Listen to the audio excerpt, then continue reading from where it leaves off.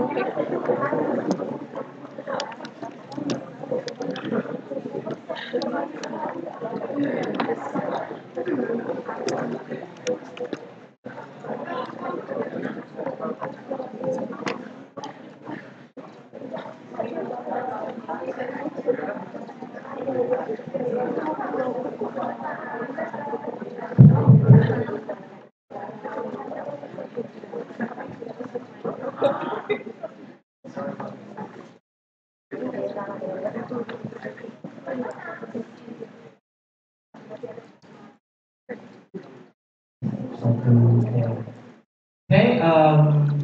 can we start?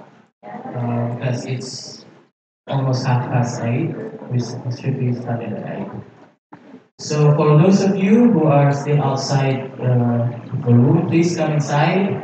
And because the talk the seminar will start soon. Okay, so Assalamualaikum warahmatullahi wabarakatuh. Okay, good morning, everyone. First of all, I would like to thank all of you for coming to this seminar. I would like to thank Pak Heru Kuswanto and Professor Sumati who asked me as the staff of Graduate School of Universitas Yogyakarta. Okay. Okay, as you know, here today we have a very special speaker with us. He comes from Turkey, right? He agreed to fly from Turkey for 13 hours. That's a long hour, right? Just to come here to see you guys. So please do so. Listen and to what he's talking about. And then if you have any questions, just ask, right? Because the title is very interesting. It's Turkish education system, and you can compare it to Indonesian education system. I think it will be very interesting. Okay, right. But before that, I would like to read you a short bio of our speaker. His name is Muammer Calik, Professor Muammer Calik. He was born on the 20th October 1977, so it's almost a birthday. Okay. I mean, maybe we have a birthday party? No? Okay.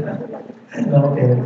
Now, his recent interest. He has a wide range of research interests, including socio-scientific issues, scientific habits of mind, identification, design and implementation of intervention strategies to challenge students' conceptions and students' use of analogies and models as an aid to their conceptual understanding of science concepts and meta-analysis, nature of science, evaluation of science textbooks and animations to achieve conceptual change. Okay? Now he is now a professor in Faith Faculty of Education. Yeah. Well, it says here Canadian Technical University, but now it changed to Trabzon University. So again, Canadian Technical University changed to Trabzon University. Okay. Since he is professor since 2014. Okay. His degree, I would like to review it.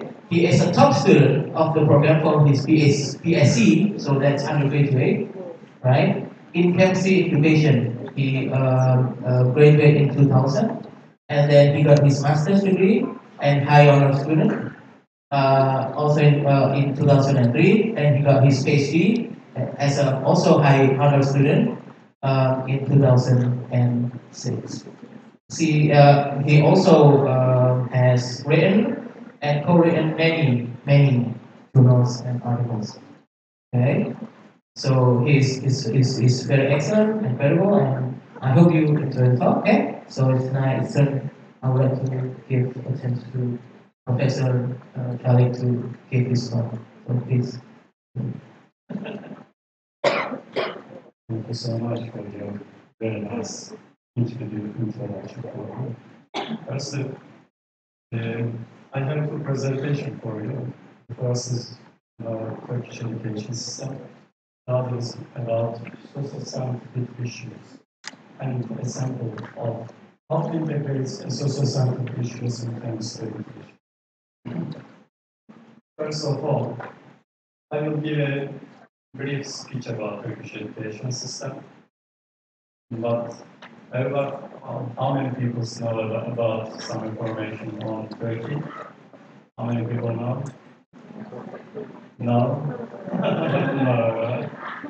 Firstly, or the I will firstly explain some information about Turkey and then mention about Turkish education system.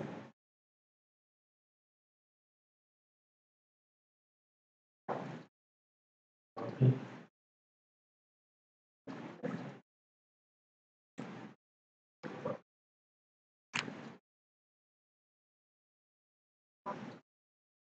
Is checking on what not to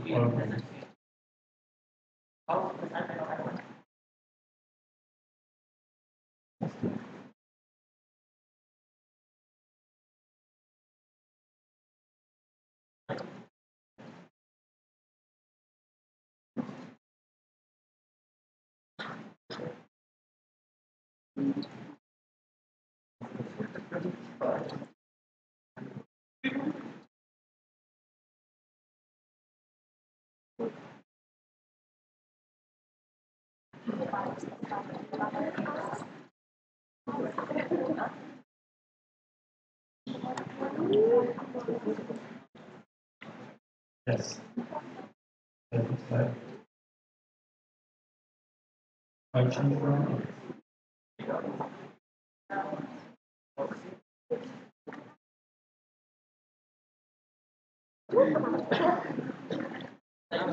yes, it's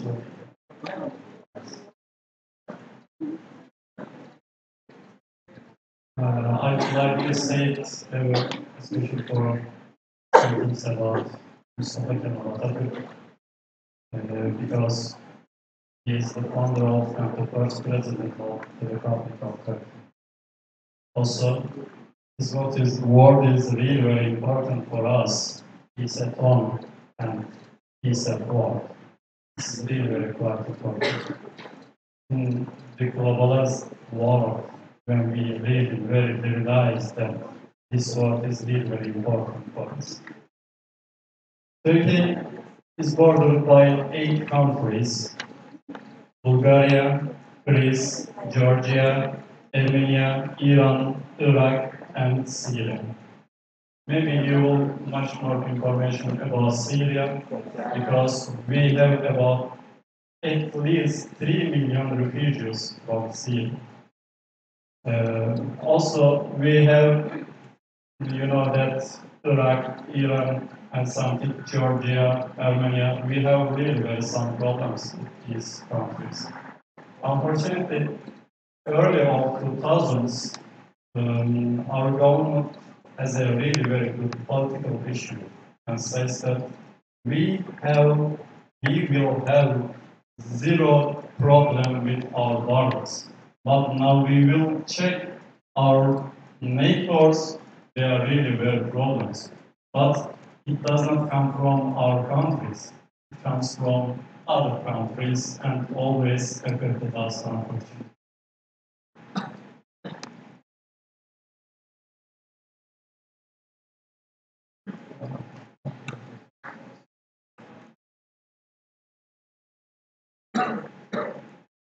Now you will see that regional.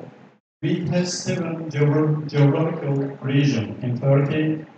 You will see the Marmara region, Black Sea region. My university is here and very close to Black Sea. East Anatolia region, Central Anatolia region. Maybe you know something about Cappadocia. Cappadocia is here. Also, my hometown is here. That's all. It's really very close to Cappadocia. And Aegean region, Mediterranean region, and southeastern Anatolian region. We have 7 geographical regions. They have really very different from each other. They have some special for their elements is different. Also, their cultural differences we have about these regions. Maybe you will see some places here. Next year, there's a international conference organized by Professor Dr. Salih Chapman, who is the editor of Journal of Turkish Science Education. This place is here, Antalya. It's really known places by tourists because we generally call it as Antalya is the heart of tourism in Turkey. There are dozens of hotels in this region. This is really a perfect tourist place. Also, you will see some places here. Izmir, you know here, it's very close to Egypt. And we also see Marmara region, Istanbul. Maybe you generally know about Marmara regions, and also Istanbul. Whenever its population is really very high, and metropolitan city, its population is about 17 million. It's really very big city.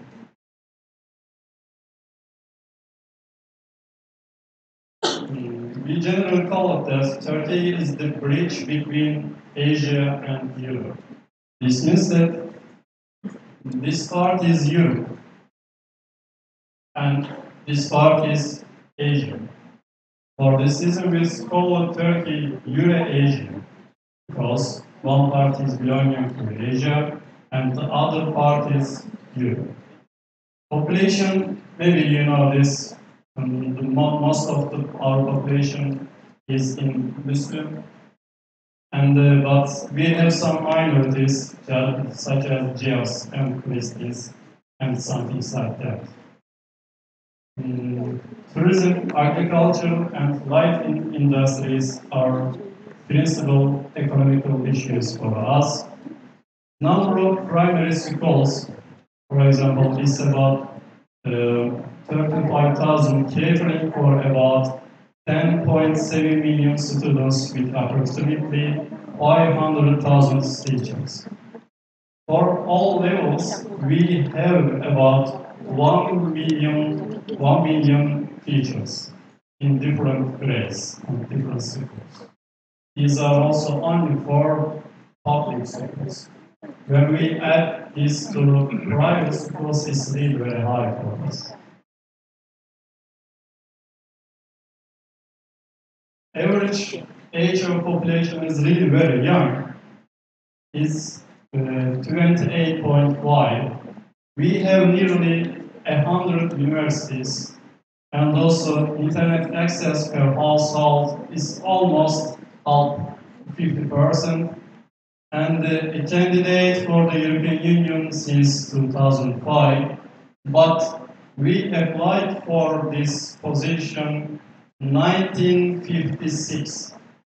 But after a long year, they haven't accepted us because we are Muslim. For this reason, they don't accept, and they don't see Turkey as a European Union member. In fact, I have visited several places in European Union, but they are really very bad conditions than from Turkey. Their economy is not good. They have really very difficulties. Their infrastructure is also really very bad.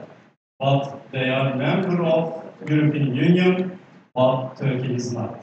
It's really very big dilemmas for European Union. Whenever we will try to 2005, we are really challenging their demands, but we haven't achieved this yet.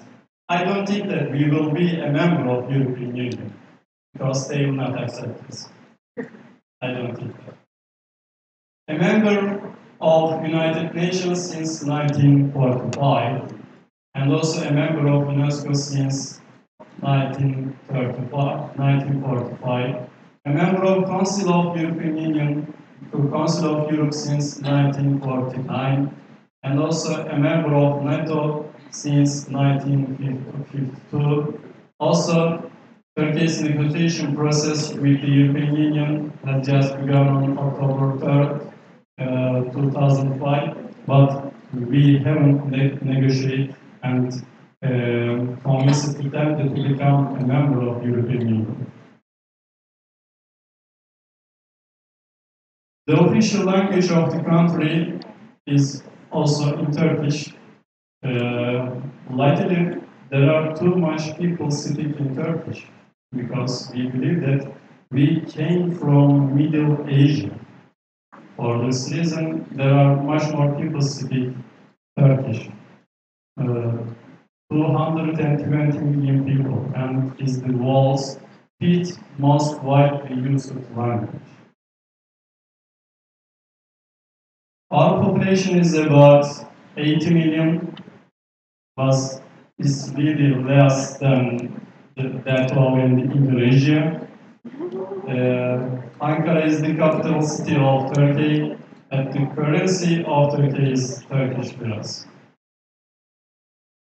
I saw some pictures from Turkey, you know, maybe Istanbul. Whenever I will visit we talked about some students in the Faculty of Education, and I asked them, what do you think about Turkey? They said that they have know some things about Turkey from drama and movies. Yes. I think you know Istanbul and Cappadocia and some places. Yes. This is Cappadocia. It's really a fascinating place. I hope you will have a chance to visit Turkey. And this place is really very nice. It's from Antalya.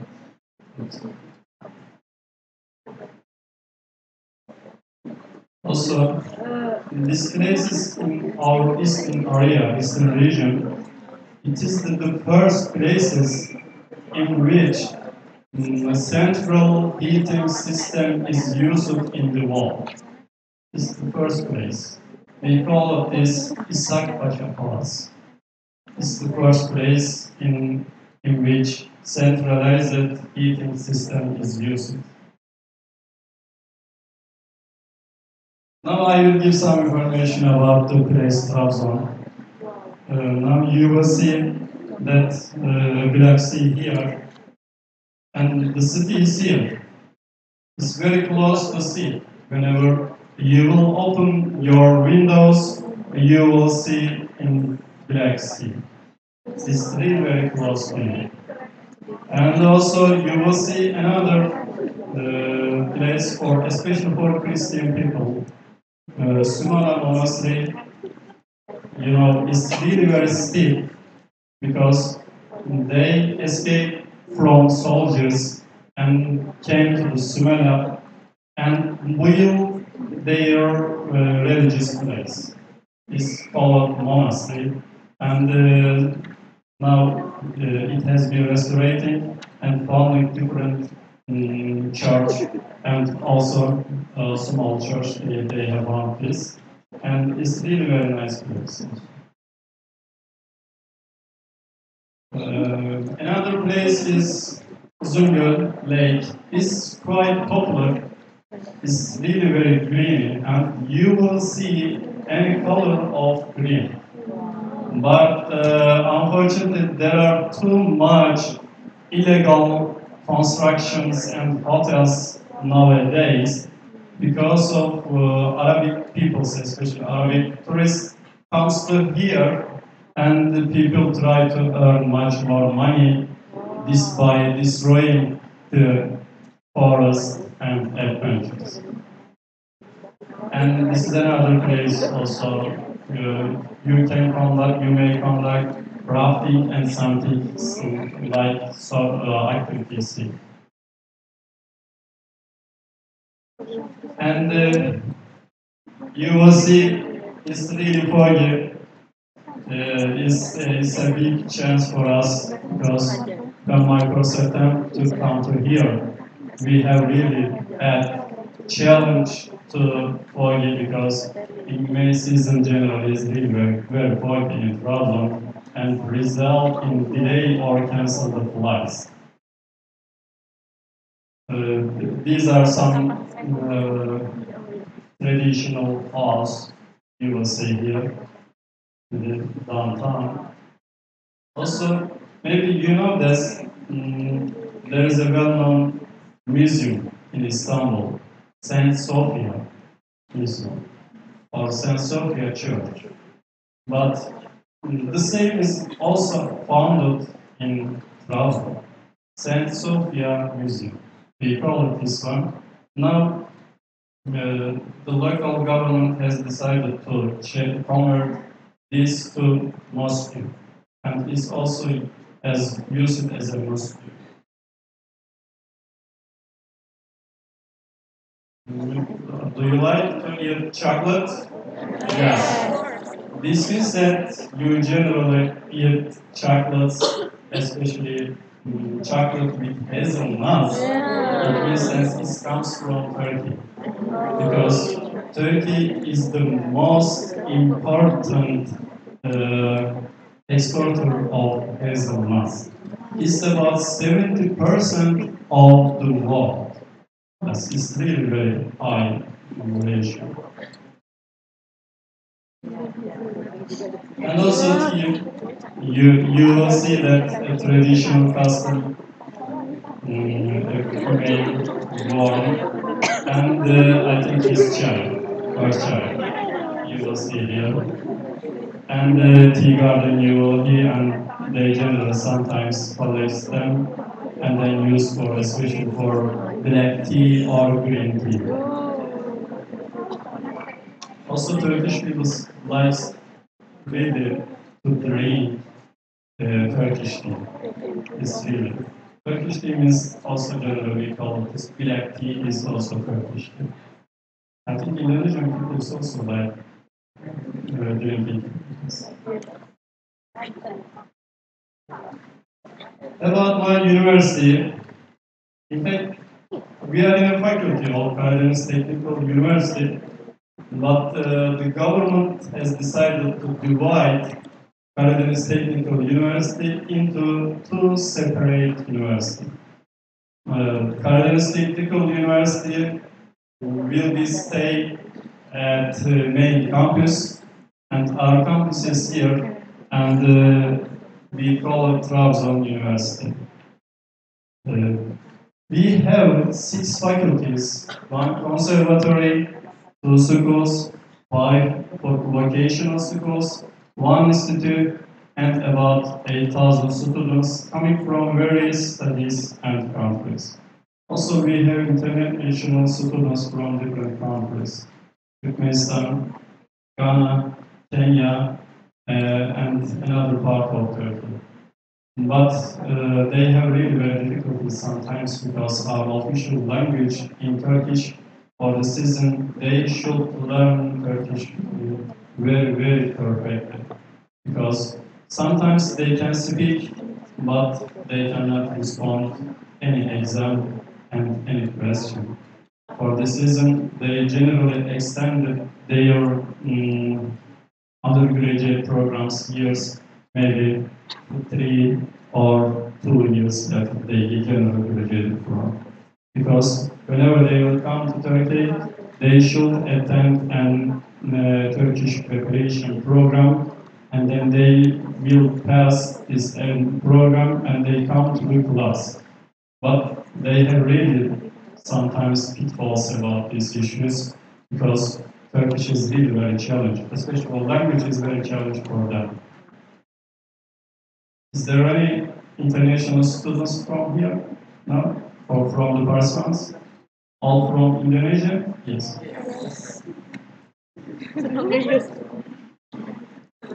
Now, I will give some information about Turkish education system.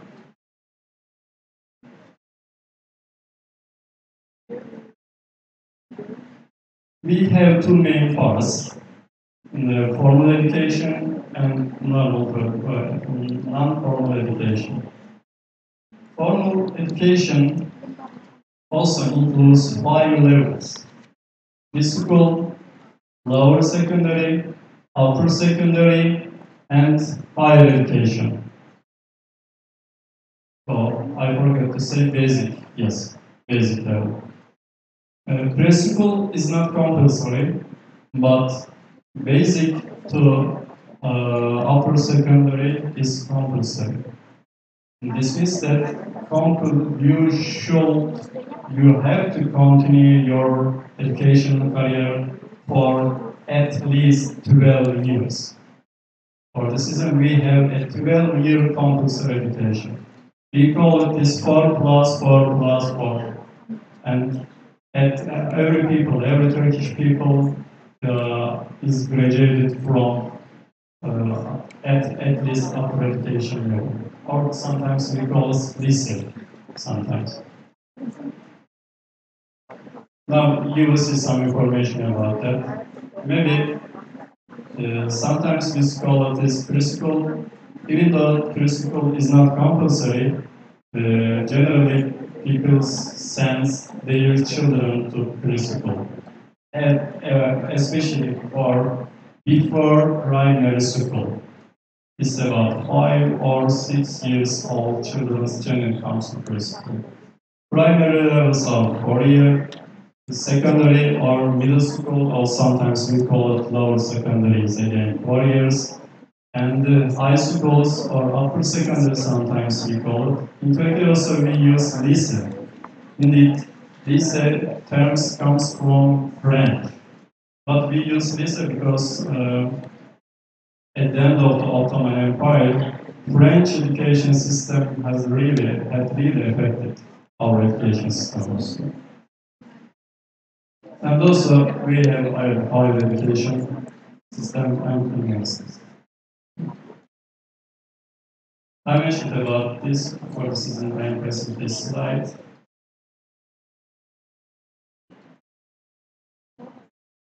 Compulsory education, again I mentioned about this. Compulsory education is free of charge for all public schools.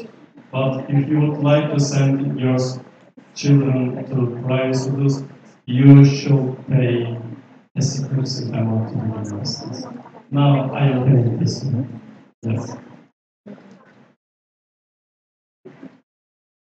Primary education programs include Turkish language, mathematics, social studies, science, civics and human rights, the history of the Turkish Republic and Atatürk reforms, music, arts, physical education, a foreign language, English, French or German, individual and group activities, religious culture and ethics, traffic safety and first aid, career guidance and elective courses.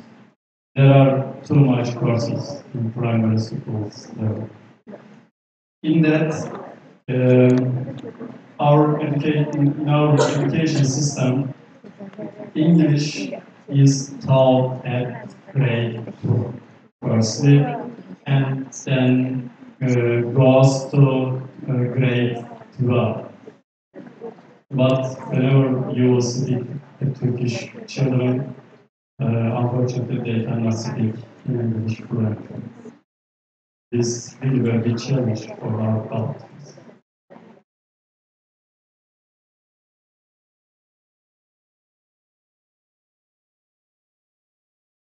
High school, they mostly this education or upper secondary educations are to provide the students with common general culture, to prepare them for tertiary education. We sometimes call that, tertiary education or higher education or university education. We may use these terms interchangeably. This depends on which countries you come from. Yes.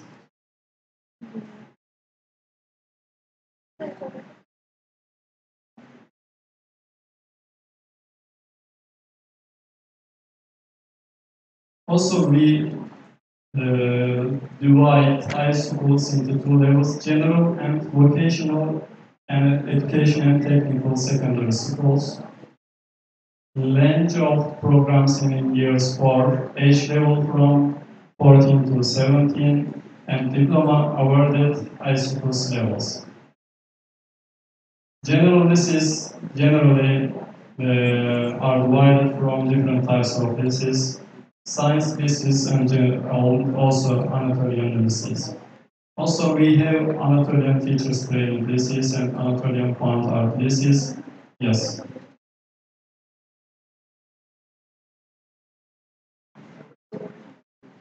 Technical and vocational thesis is also Anatolia Technical Schools, Anatolia Vocational Schools, and Anatolia Religious High Schools. Anatolia Religious High Schools generally religion-based, especially for Islamic-based schools. Higher education, again, we divided several parts: faculties, institutes, higher education schools, higher vocational education schools, and conservatories. Now you will see some information about it. I don't want to speak much more information about this because you may find it difficult because it's not directly related to your context. Non-formal education aims to teach adults how to read and write, especially for literacy, because some people have no chance to go to the school, especially for elder people or older people. They come to these institutes and learn read and write. Provide basic knowledge to develop further knowledge and skills already acquired, to create new opportunities for improving their standards of life. Also, there are several programs, especially for housewives. They generally are invited for these programs. They join these programs and learn some things, especially for works, creative learning and practice. And then they have a chance to open their works or their jobs. And public training, apprenticeship education, and distance education, also a part of non-formal education. Now you will see some information about this. I mentioned that especially for housewife comes to non-formal education and learning some things like that. They are paying if they'd like to continue to open their works. Government supports them and funds also them about their works. And you will see some presentation, some also they have learned some issues here. That's enough for the first presentation. I can start with the other one.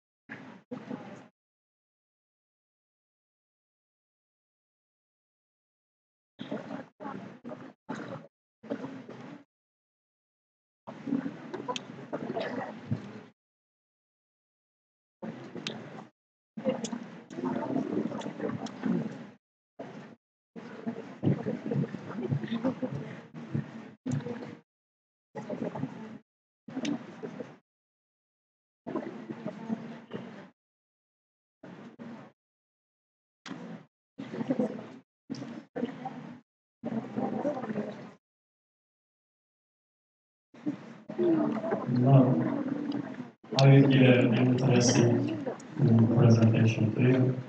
Integrating social scientific issues into chemistry teaching a case of rural something, but I know that there is no snow in Indonesia.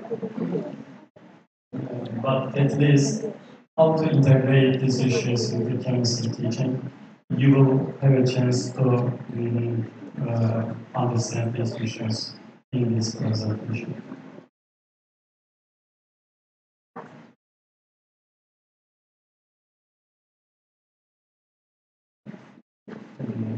Now, I would like to read a quotation, especially for a provocative quotation from leader Osman and Wittmann in 2007. It's really very productive, and we should think how to teach science. It's really very important for us. He says that science education is not contributing as equal to understanding and addressing such global issues as feeding the world's population, ensuring adequate supplies of water, climate change, and eradication of disease, in which we all have a responsibility to play a role. Students are not made aware of how the solution of any of these will require application of science and technology, along with appropriate and committed social, economic, and political action.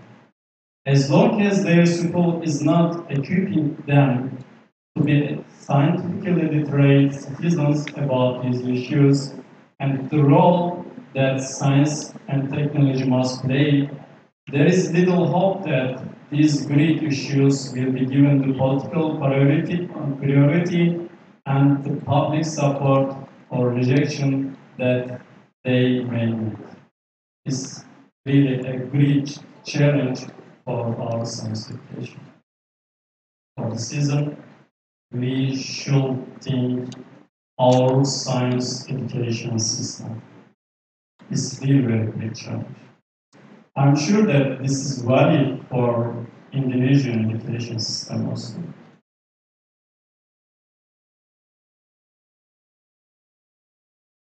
The origin of socio-scientific issues also comes from science, technology, and society approach. Do you have an idea about science, technology, and the society approach? Do you have an idea about this? Have anybody heard about this one? Science, technology, and society. Science, society, and technology approach. Sometimes called SST. No? No.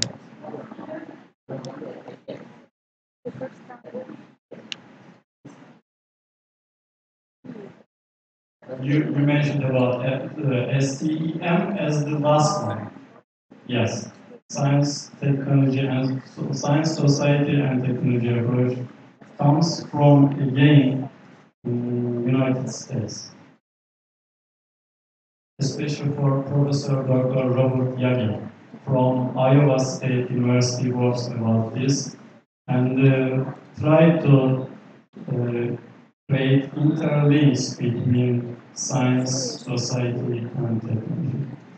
But it's also result in another approach of SSI, social scientific issues.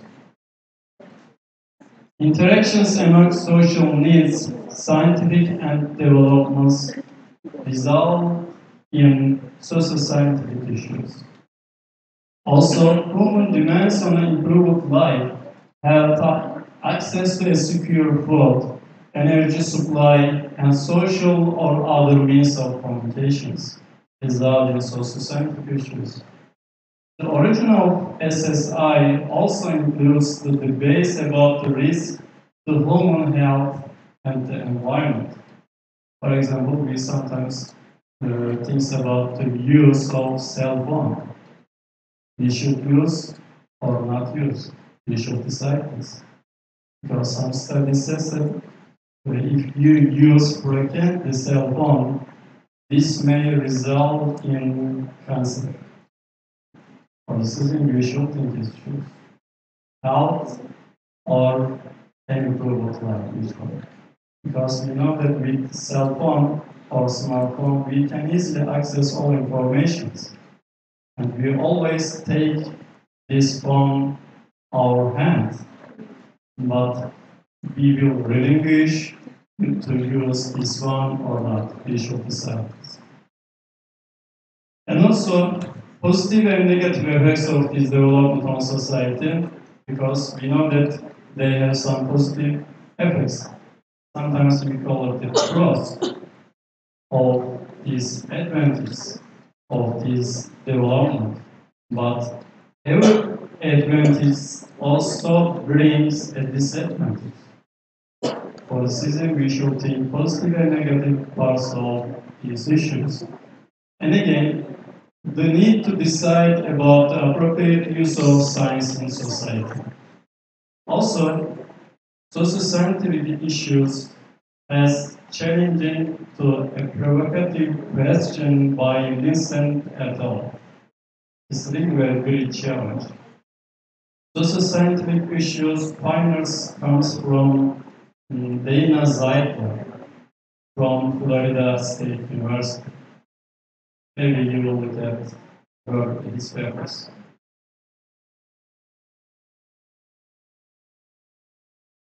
Also, there is an interesting cartoons over there. Why socio-scientific issues is really very important in scientific literacy. Maybe you will see here. Look at this acupuncture, aromatherapy, herbal tea. We could be dealing with a homeopathic killer. Who says this one? A detective is saying this one. It's really very important for us, especially for scientific literacy. If he doesn't any idea about homeopathy and this type of, he will not find proper solutions. For this reason, scientific literacy is really very an important part of socio-scientific issues. In socio-scientific issue, there is no one fixed or universally held point of view. There is no a cut-clear solution in socio-scientific issues. This means that scientific community has not been arrived at consensus. This means that we have a lack of scientific consensus also. Socio-scientific issues often divide society. This means that some people support these issues, but some people refuse these issues. We have two positions generally. And some people also suspend of belief. They have not urged to decide. This is really very important. Because different groups may offer conflicting explanation and solution. Luckily, socio-scientific issues combine science and society together. For this reason, we call it socio-scientific issues. Am I clear? Is there any problem? No. Yes, I will give some information about socio-scientific key features of socio-scientific issues. Ill-structured problems issues. It's really very a pivotal role for science education, because if students encounter with an structured problems, this means that he should critically think and use also higher order skills, because there is no clear question. If I ask you that, what is the atom? You always says and explains, because you memorize the definition of atom. But whenever I say that, what do you think about global warming? First, you should think and organize your mind and place your arguments with evidence and claims and data, and then decide that yes, I support global warming because, and blah blah, something says that. For season we call it is structural problems. It's really very important for science education. There is not a clear-cut solution. Different key beliefs, understanding, and values also key features of socio-scientific issues. It's again really very important for us because, for example, do you know any idea about gene therapy? Do you have any idea about gene therapy? You have an idea? No. Gene therapy means that, for example, a woman is a widow. Widow means that her husband passed away. Yes, widow. And then decide that at her died, he would like to have a baby from her died husband. And at that point, we call it this gene therapy. Is really correct or not? We show different beliefs. Also, sometimes we talk about, for example, evolution. You know that we have different beliefs. For example, religious people reject evolution. But some people say this may be correct. We have different beliefs. For this reason, we can activate these beliefs via socio-scientific issues. Another belief, for example, I would like to give from Indonesia. Do you think we should destroy rainforest to produce palm oil? Do you think? Some people say that yes, we should do this because we earn money and also employees.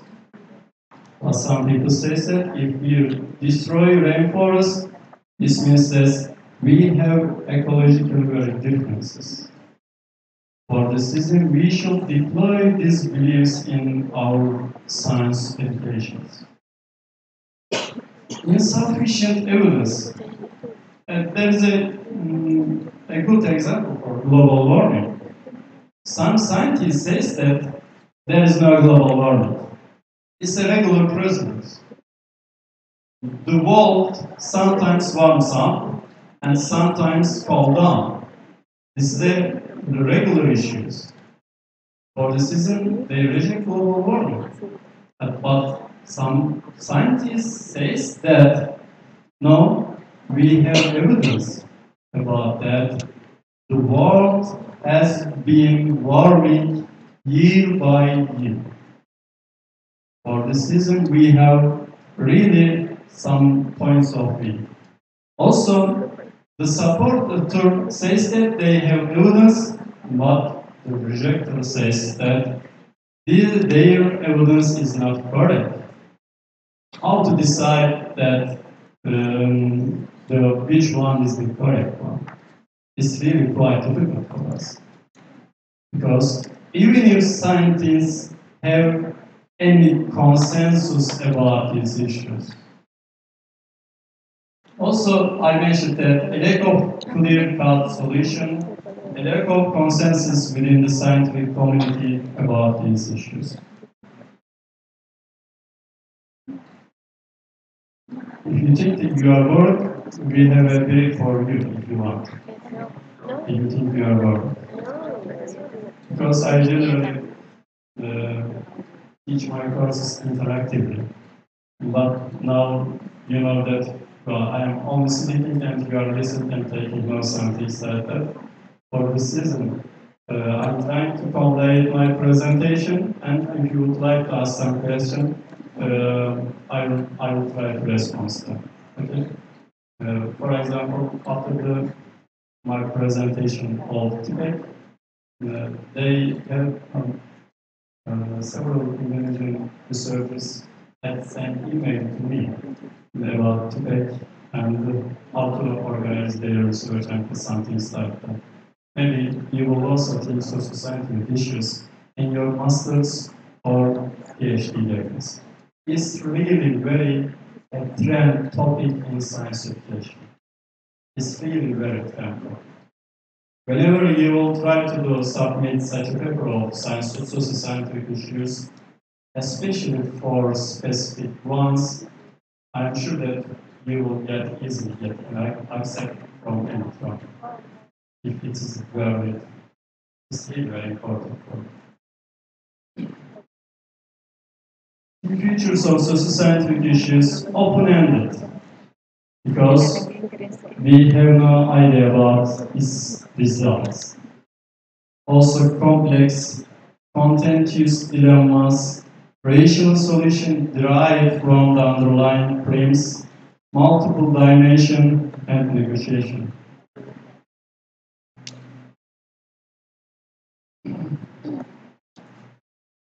Also, it includes economic, political, religious, ethical, environmental, health, scientific, technological, and societal. We may also think about human cloning. Do you think to have a human cloning in the future? No, why? Who think human cloning? Who thinks human cloning? Nobody? There is no a brave female or male? No? Why don't you think about human cloning in the future? Anthony, why don't you think about it? Is there any microphone for the rest of you?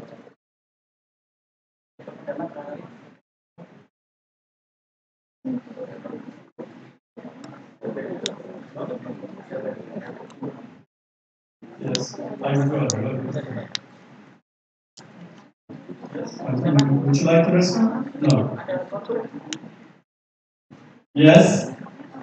Do you think human cloning?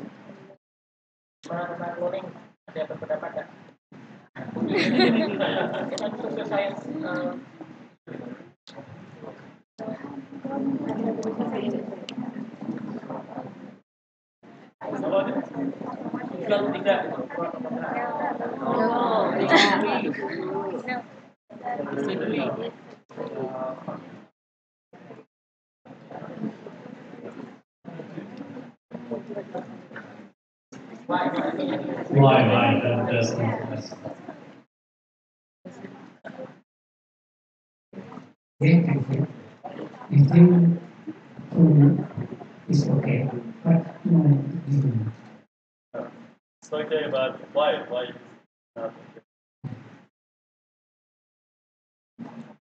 for me it is genetic inventions or the fear in it.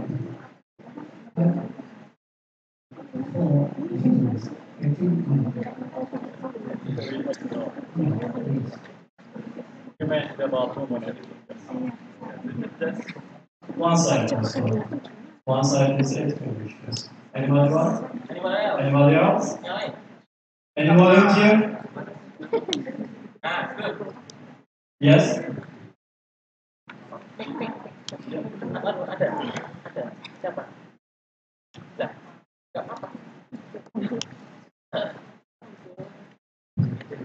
Thank you for this evening. I think well, for me it's a bit because I think it is forbidden for religion, regulated religion. I think create some difficulties. What's it? Against for humanity. I think. Maybe this is. Thank you. Yeah, because of religion. Yes, this is another dimension.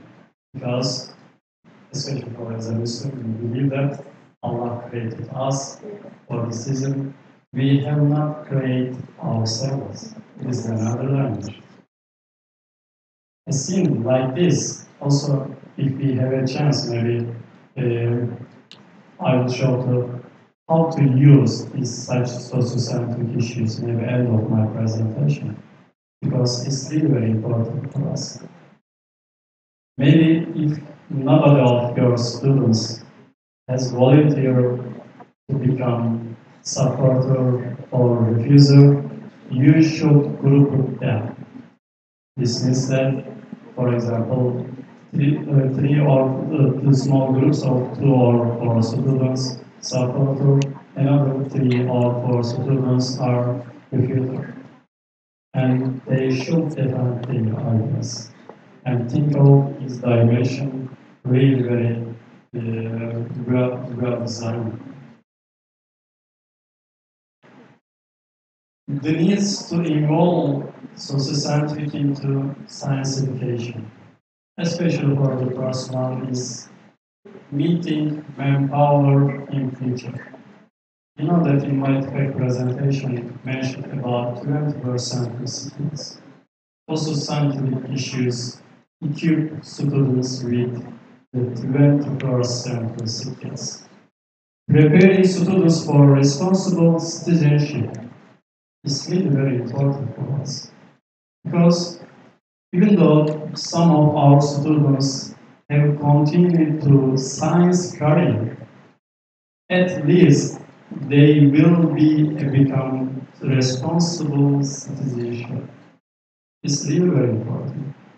Sometimes you know that if political peoples have really very good scientific literacy, this means that they really will create good policy for all people and science, because they think scientifically and decide scientifically. It's really important.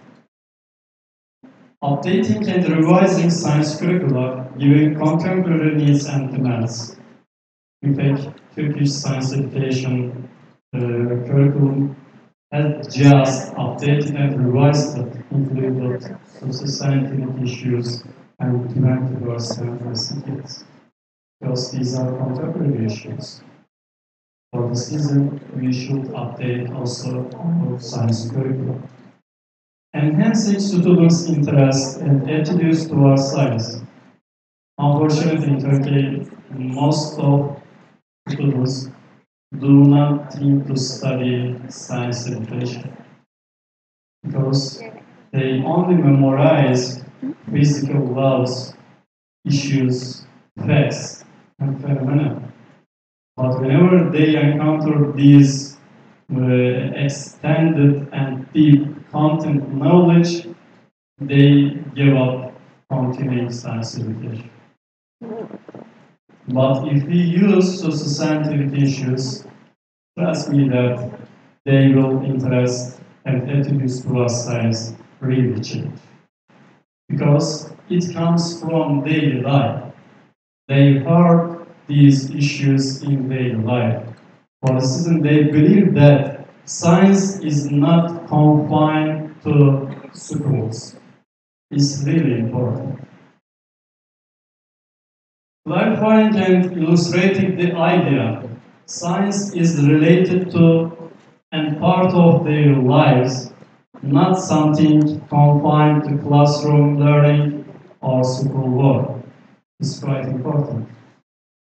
When I teach my undergraduate students, especially for general chemistry or primary school students, teachers, I generally ask the first question.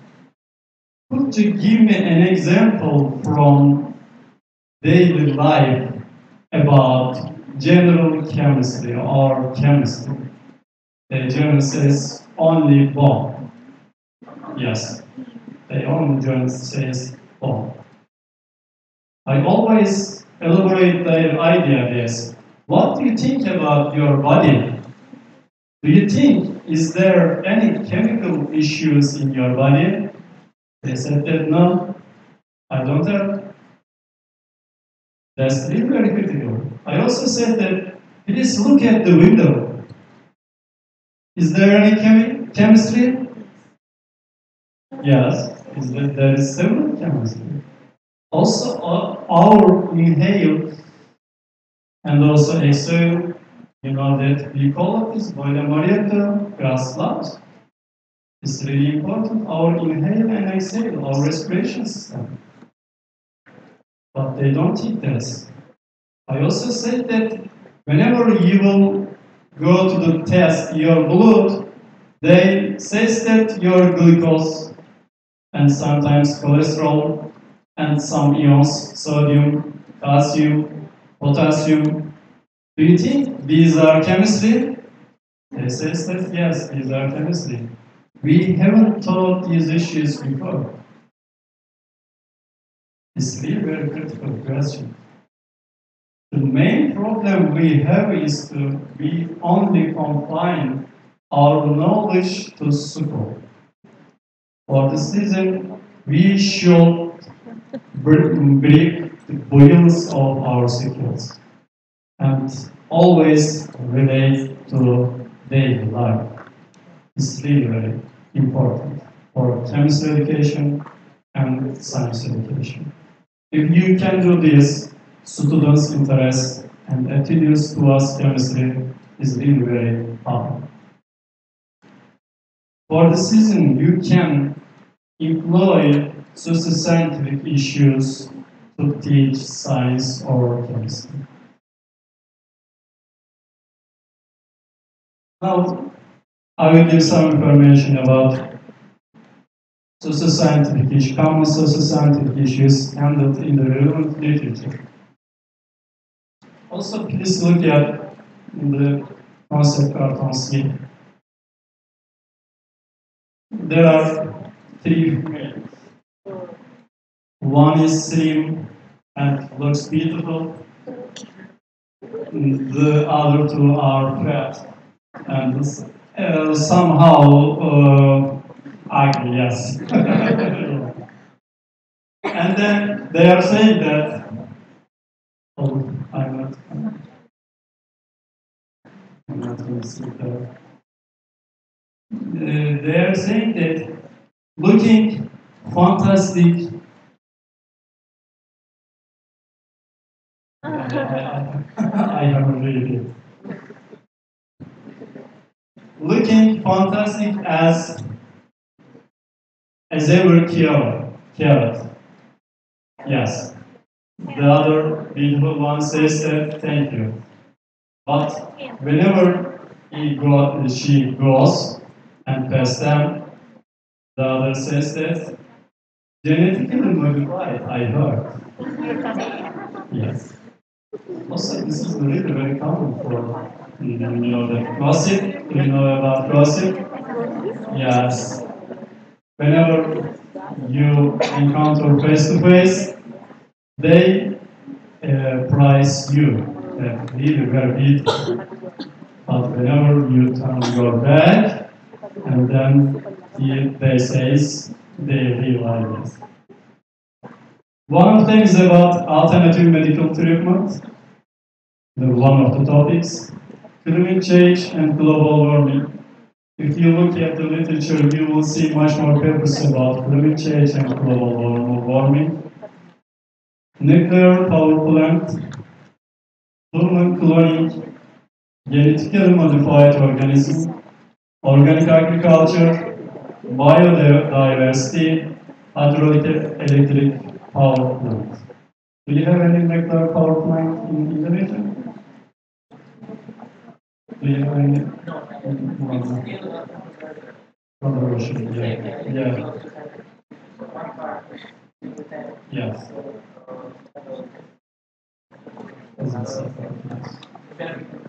Yeah, controversial.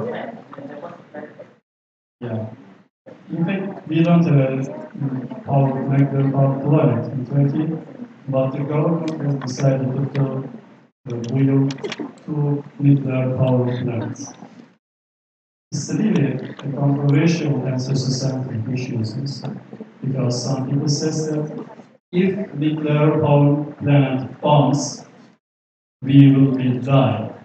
And also our next generation will be affected from this issue. But the other part says that whenever we will try to supply electricity, This means that we need electricity. How can we produce to meet your demand of electricity? Is a challenge issue. For season, there are two groups. One supporter and the other group is also refuted or rejected the claim. In fact, the thermal plant in my view, for example, the Turkish people generally think about the nuclear power plant explosion at Ukraine.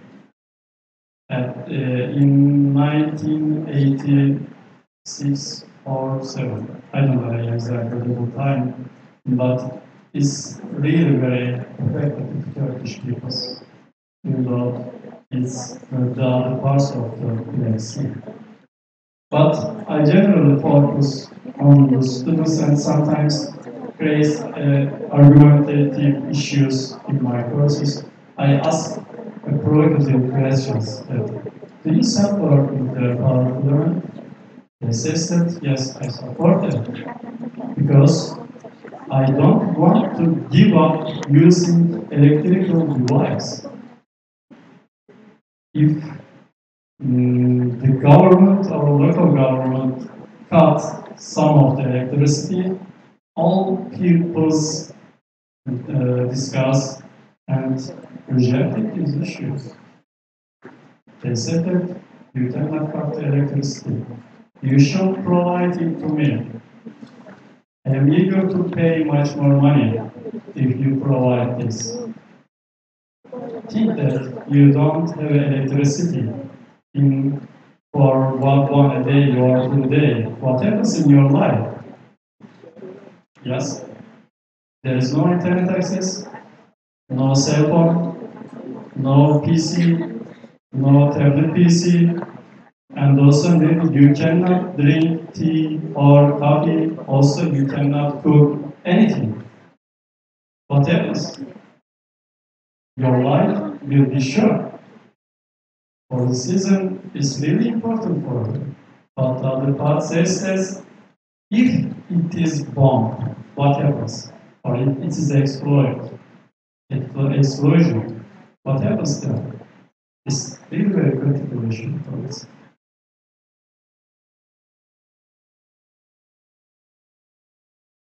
Gene therapy, organ transportation, overhead power transmission lines, mobile phones, mass vaccination, dietary supplements, tourism in historical place, and acid rain.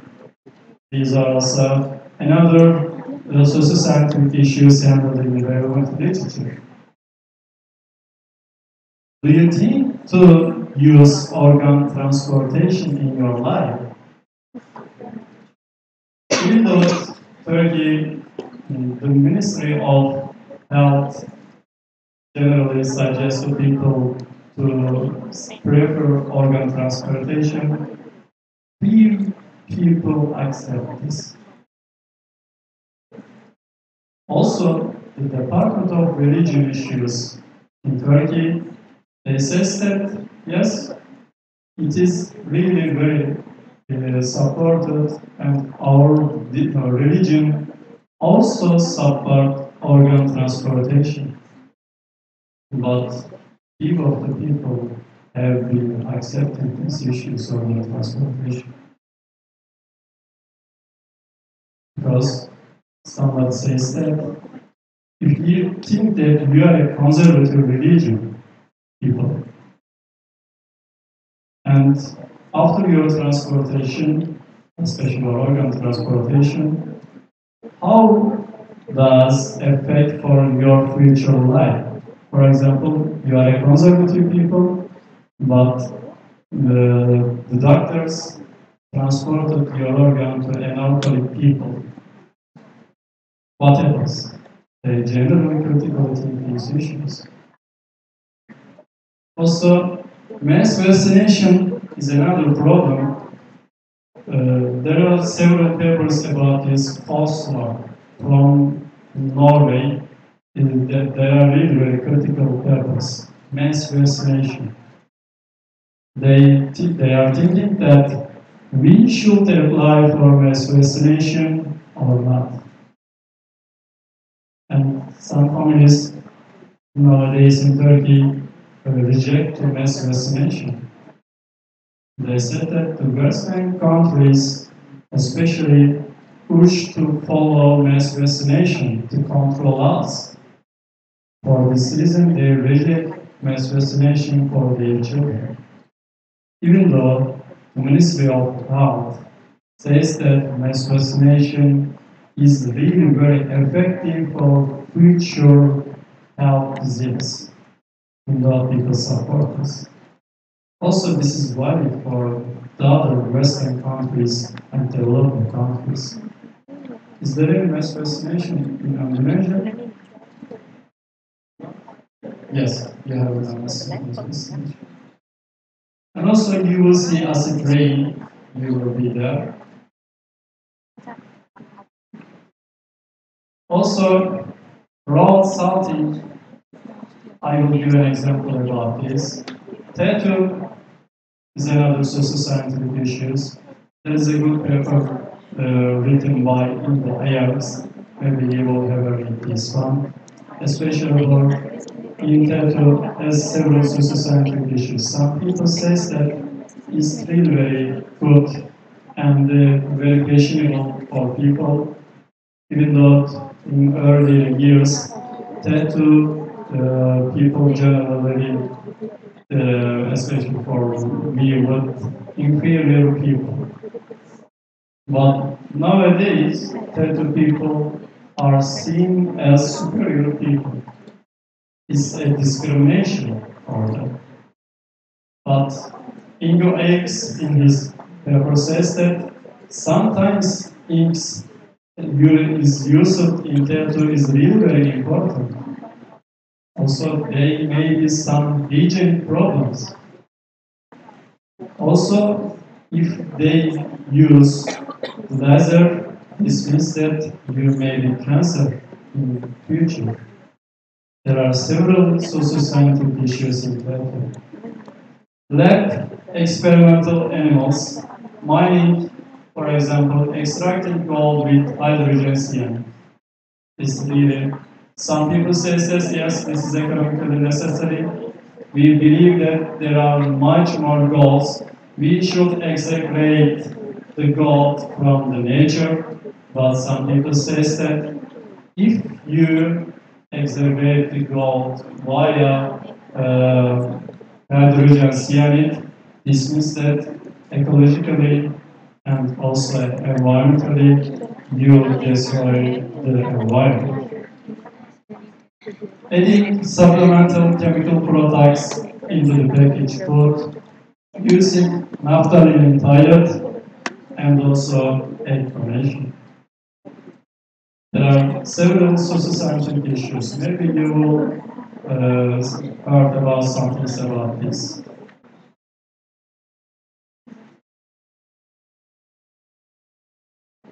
Also, there is another concept called here. There is a figure, you know, that acid rain. I think there are several people's come from conservation department. What about acid rain? What do you think about acid rain?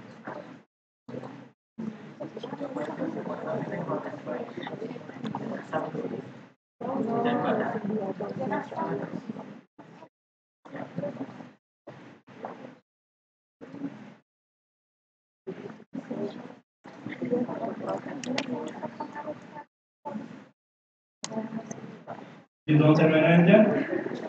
No? A few years ago, I read a paper about Indonesia. I think it's related about Indonesian students' views of social chemistry. And says that respect to teacher is really very important for Indonesian countries. For this reason, whenever we use provocative questions to conduct interview, they always were silent. Yes, now I am experiencing this one.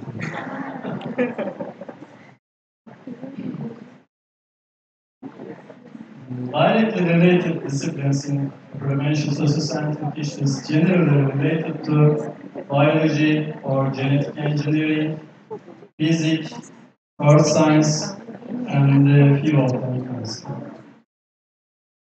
Yes. Also, there are much more papers in physics, nuclear power plant and something, hydroelectric power plant and something like that. They are really directly related to physics.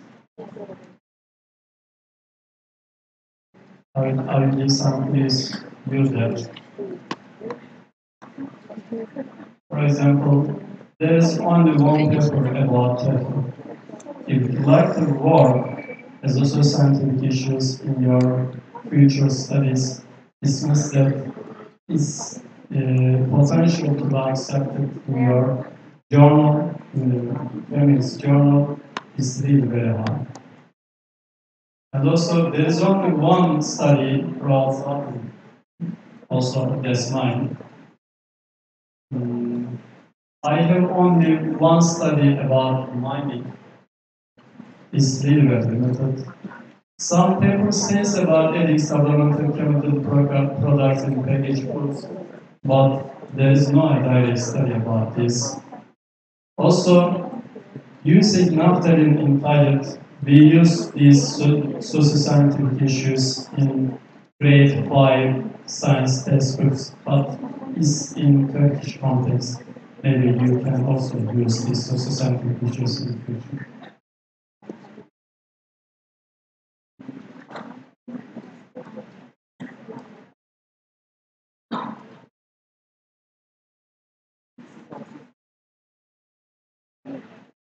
Now, I will summarize some points of socio-scientific issues-based intervention studies on some variables. These studies shows that socio-scientific issues increase scientific literacy. This is the first one, and also the important one. The another is responsible citizenship is really, again, very important point, and also a part of scientific literacy. Informal reasoning, critical thinking, problem solving, decision making, and argumentation. If you use socio-scientific issues, this means that you will trigger these points. We call these issues higher order thinking skills. These are also a part of 21st century skills. It's quite important.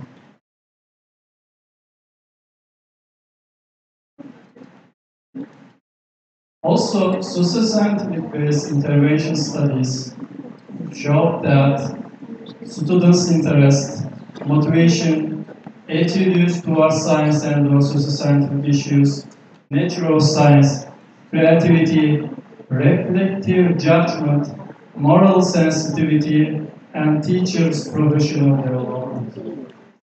They have enhanced much more points. And also related literature shows this issue. Also, why scientific literacy is really very important. You will see this concept part. It's really very important. I will read this one. The child asks his father that, why does the sun set? And the father explained this issue. It's become hot air rise. The sun's hot in the middle of the day, so it rises high in the sky. It's very important why we need to scientific literacy. I generally say to my students that maybe you will not continue to your teacher career and you will do other things, maybe find alternative jobs, something like that. But whenever your child comes to ask some question to you, you should respond scientifically. This is really important because they will ask everything to you, everything to you. And they are really very creative questions.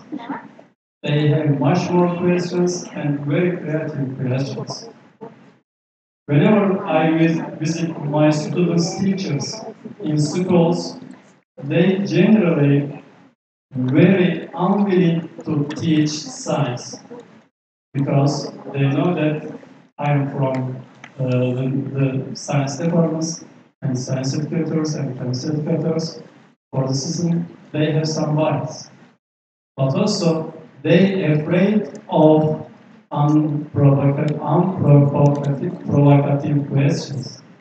Because whenever you will explain something, there is an interesting question.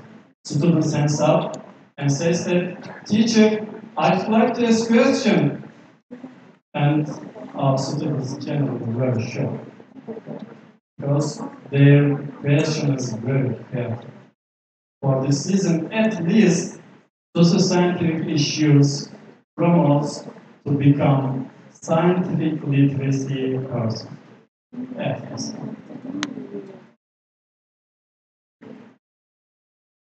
Also, these studies shows that content knowledge and conceptual understanding has been enhanced. Also, higher order thinking, epistemological development, self-efficacy on teaching socio-scientific issues, perception of risk, scientific thinking skills, and scientific peace of mind.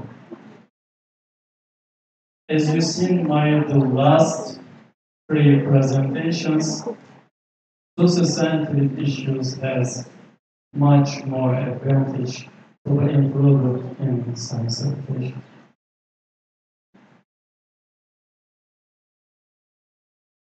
Now, I will give some information about the needs and the purpose of this presentation.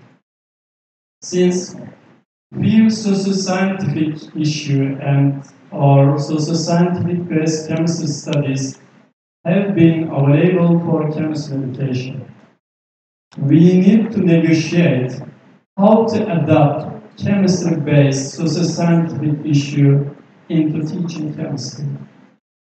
Now, I will illustrate how to adapt a role salting socio-scientific issue into chemistry teaching.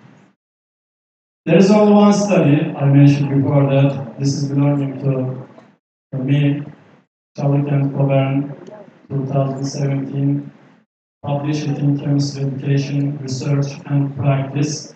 You may read these issues. Why I have decided as a socio-scientific issue in role salting, I had spent 6 months in the United States, in Kalamazoo, or this Michigan State. This place is really extremely very small, extremely very small, and they always use road salting to safety driving. For this reason, when I will be there, I have decided that yes, I should use road salting as a socio-scientific issues because the student teachers have frequently encountered these issues in their life. And I have decided to use road salting there. Also, whenever if you like to use in your studies some socio-scientific issues, you should select your familiar context, especially for palm oil or rainforests or global issues. Maybe you will select this one. Also, there is another scenario is over there, but I think its solubility is not good. It's coming to the other place and salt, especially for table salt, following him and said that please join us. What happens if a snail interacts with table salt? What happens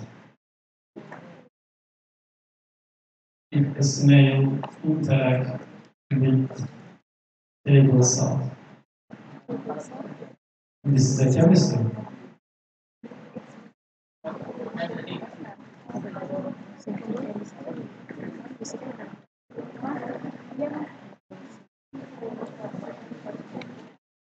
No?